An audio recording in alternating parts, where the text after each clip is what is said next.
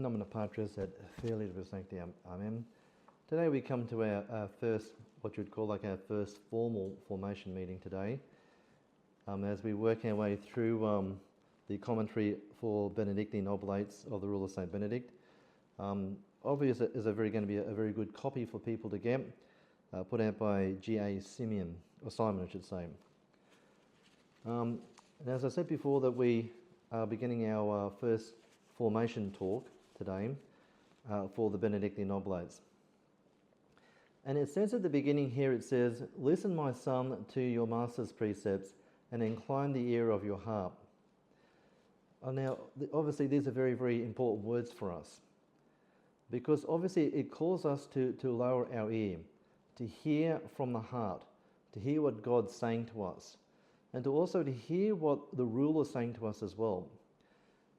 Because if people are to go on and become Benedictine Oblates, then they need to embrace the rule with love. They need to embrace it with humility.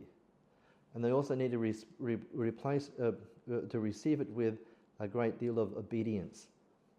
So obviously we embrace the rule of Saint Benedict with a loving heart. And he says a few other words here which are very important for us to meditate. He says, "Receive willingly and carry out effectively your loving Father's advice." So to carry out the advice of your spiritual director, of the abbot, of your superior, to carry it out with the loving Father's advice, that by the labour of obedience you may return to him from whom you had departed by the sloth of disobedience.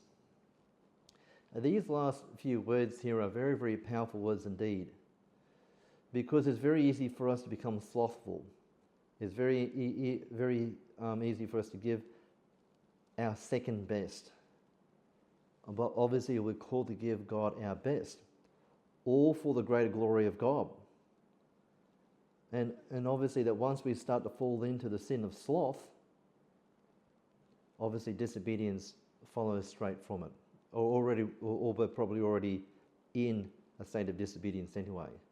In other words, we're not following out the law, the rule of Saint Benedict. And he continues on, and he says that. "To you, therefore, my words are now addressed, whoever you may be, who by renouncing your own will to do battle under the Lord Christ, the true King, and are taking up the strong, best weapons of obedience." So obviously it calls us to renounce our own will and to take on the will of God, to take on the will of Saint Benedict. And obviously Saint Benedict is one of the great patriarchs of the New Testament for us. Obviously we've had the great patriarchs of the Old Testament, we've had the great patriarchs like Abraham and Moses, but in the New Testament we have the great patriarch like Saint Benedict, and he truly is one of the great patriarchs. And so obviously it's important that we place ourselves under his mantle, we place ourselves underneath his care. And obviously he says to us that we need to renounce our own will, so that we can do battle for Christ, and that we can pick up these weapons of obedience. Because it's very, very important for us in our life as a Christian and our life as an oblate Benedict, is that we actually hear these words of wisdom. We hear the words of wisdom of Saint Benedict, and obviously we hear these words of wisdom coming out in the rule of Saint Benedict. And it does call us to lower ourselves, to humble ourselves, to be obedient, and to take on this holy pathway. So if we're going to go down the pathway of becoming a Benedictine Oblate, it will be the pathway of holiness, but it'll also be the pathway of renouncing of ourselves.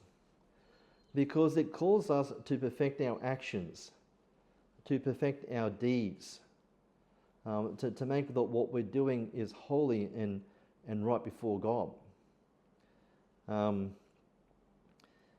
and also that through our good deeds, that people will become holy or be led towards holiness. Because sometimes that by our evil deeds, by our wicked deeds, by our sinful deeds, we can scandalize people. We can provoke people to do more evil. But obviously that we're called to perfect our deeds, to make our deeds holy and right before God. Because we would not want to be disinherited from the kingdom of heaven. We wouldn't want to be disinherited from the kingdom of heaven. We wouldn't want to be disinherited children. And so people will grieve by our evil actions. It'll put people off from doing what is right and holy. It also calls us in our life as a Benedictine oblate to obey even in the smallest details. To obey even in the smallest details the holy rule. Because sometimes that when we're called to obey, when we're called to be holy, when we're called to live the holy rule, when obviously that when we're called to hear from the heart, that so often we can fall into the sin of complaining. We can fall into the sin of whining. We can fall into the sin of backbiting. We can fall into the sin of revenge. We can fall into the sin of calumny. And so it's important that we overcome these things, that we don't allow these things to overcome us. So obviously that when we're called to obey, we're called to lower ourselves. It calls us to overcome these terrible emotions which can overcome us, of complaining, whining, carrying on about things. But it also reminds us that as Catholics, that the world around us obviously is in revolt against God, is in revolt against the church, is in a revolt against the holy rule of Saint Benedict. As Adam and Eve was in revolt, that they weren't going to obey, that Adam and Eve were not going to obey the will of God. How much more so is it going to be for us to obey the holy will of God? That Adam and Eve fell into revolt. Obviously, we see this with Moses on the top of Mount Sinai, that the children of Israel fell into revolution. They fell into revolt. They revolted against the will of God. So it calls us as Christians and as people who want to perfect their lives in the rule of Saint Benedict, that we overcome that revolutionary spirit within us. It calls us then to meditate on the holy rule every day, because we know that it is a holy guide. It calls us to every day to look to our Holy Father, Saint Benedict, as a model of obedience. As I said before, it calls us to renounce our own will to follow the will of God. It's something for us to keep in mind, that when we wake up in the morning, that we have our half an hour of meditation in the morning. We might say prime. We might have some time of a recollection, of meditation, to plan our spiritual day, but also in the evening as well. We have that time of meditation in the evening, of a half an hour, that we read through the Holy Rule, that we examine our conscience, we say our night prayer, and we make firm resolutions in our spiritual life. It also calls us to look to holy people who succeed in the spiritual life. And so often that we'll be looking to people who have not succeeded in the spiritual life, who have abandoned the spiritual life, who have abandoned the church. They might have fallen into all forms of heresy or schism. They may be living very, very wicked lives So this is why it's important that we look to the great saints, because they succeeded in the spiritual life where so many other people had fallen away.